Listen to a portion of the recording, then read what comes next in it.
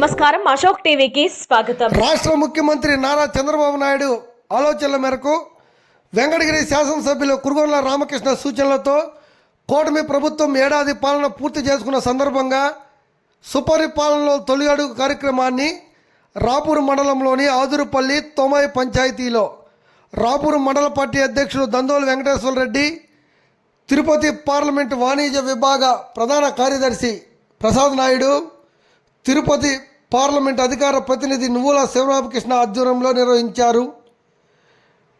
ఇంటింటికి తిరిగి కూటమి ప్రభుత్వం చేసిన అభివృద్ధి, సూపర్ 6 పథకాలు అమలు గురించి వివరించారు. ఈ కార్యక్రమంలో టీడీపీ నాయకులు, కార్యకర్తలు పెద్ద సంఖ్యలో పాల్గొన్నారు.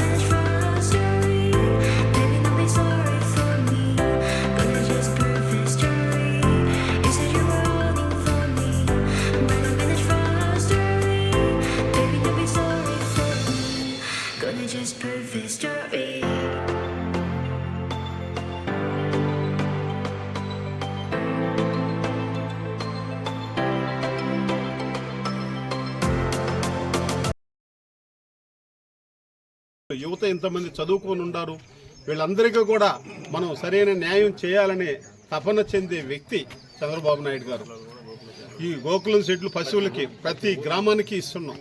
కాలనీ ఇళ్ళు కూడా రేపు ఎంత అనేది డిసైడ్ ఇంకా తొందరలోనే చేస్తారు. కాలనీ ఇంటికి ఎంత ఇవ్వాలనేది కూడా గతంలో తెలుగుదేశం గవర్నమెంట్లో 14 నుంచి 19 వరకు కాలనీ బిల్లులు ఏ అయితే పెండింగ్లో ఉన్నాయో అవన్నీ కూడా జగన్మోహన్ రెడ్డి 5 ఏళ్ల పాలనలో ఆగల.